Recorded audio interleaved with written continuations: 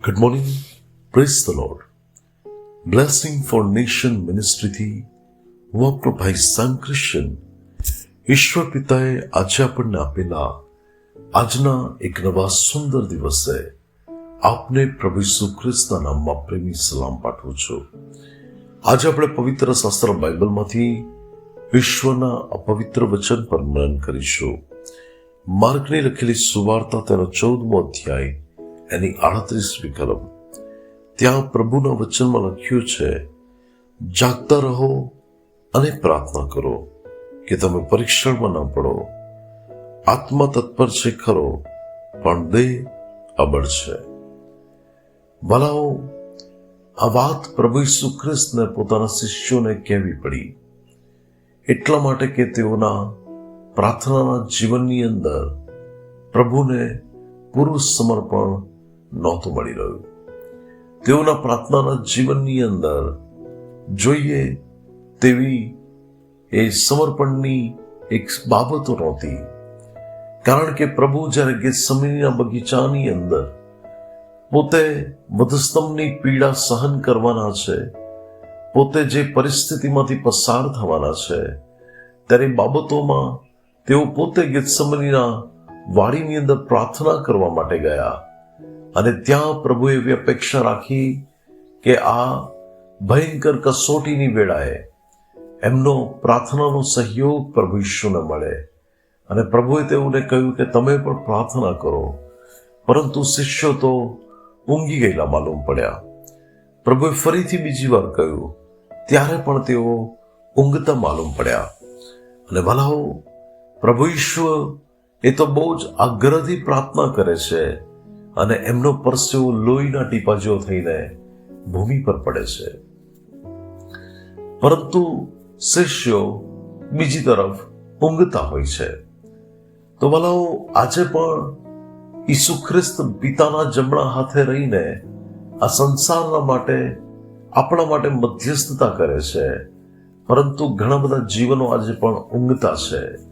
પરમેશ્વર ચાહે છે કે આપણે પ્રાર્થના કરનાર તેના સંતાનો બનીએ. અને ભલાઓ, આ એક પ્રાર્થના એક એવી બાબત છે કે જેનાથી આત્મિક જગતની અંદર અદ્ભુત અને મહાન કામો થાય છે. જીવનની પરિસ્થિતિઓમાં અદ્ભુત અને મહાન કામો થાય છે. પરંતુ શત્રુ આજે એક યા બીજી રીતે માણસને પ્રાર્થનાના જીવનથી અલગ કરે છે. એક યા બીજી રીતે આજે માણસને પ્રાર્થનાના જીવનમાં ઠંડા પાડી દે છે. પરંતુ એ મહત્વનું છે કે આપણે પરમેશ્વરના લોકો તરીકે આપણે પ્રાર્થના કરીએ, આપણે આત્મામાં બળ પકડીએ, શરીરમાં દુર્બળ ના બનીએ. પરંતુ જ્યારે આપણું પ્રાર્થનાનું જીવન વધશે, આપણા આત્મિક જીવનોમાં પણ મહાન પરિવર્તન આવશે. જ્યારે આપણે પ્રાર્થનાના જીવનમાં વધારે રહીશું, ત્યારે કોઈ પાપ કે કોઈ પરીક્ષણ આપણા ઉપર સફળ નહીં થઈ શકે. અને ભલાઓ, એટલા માટે બહુ મહત્વનું અને જરૂરી છે કે પ્રભુના લોકો પ્રાર્થનાના જીવનમાં આગળ વધે. પ્રભુ તો કહે છે કે તું મને હાક માર અને હું તને ઉત્તર આપીશ. પરંતુ ઘણા બધા જીવનો આજે પણ પ્રભુથી પ્રાર્થનાના જીવનમાં દૂર છે, એ સંબંધથી દૂર છે. તેઓ કેવી રીતે પોતાના જીવનમાં ઉત્તમ પરિણામો પ્રાપ્ત કરી શકે? ભલાઓ, એક જ વિકલ્પ છે, પ્રાર્થનાનું જીવન. અને જ્યારે કોઈ વ્યક્તિ એ જીવનની અંદર આગળ વધે છે, ત્યારે તે અદ્ભુત પરિણામો જુએ છે. દાનિયેલ દિવસમાં 3 વાર ઘૂંટણે પડીને પ્રાર્થના કરતો હતો. આગળ જતા જ્યારે પ્રભુને ખાતર તેણે જે શિક્ષા સહન કરવી પડે છે, ત્યાં પણ એનું પ્રાર્થનાવાદી જીવન એટલું અદ્ભુત હોય છે કે ઈશ્વર પોતાના દૂતને મોકલી આપીને સિંહોના મુખને બંધ કરે છે. ભલાઓ, એ બહુ મહત્વનું છે કે આપણે પ્રાર્થનાના જીવનની અંદર બનેલા રહીએ. પ્રભુ આજના પવિત્ર વચન દ્વારા આપણને આશીર્વાદિત કરે. આવો આપણે પ્રાર્થના કરીએ. સ્વર્ગમાંના અમારા પ્રેમાળ પિતા, અમારા કૃપાળુ અને દયાળુ ઈશ્વર, આજના આ એક નવા સુંદર દિવસને માટે તમારો આભાર માનીએ છીએ.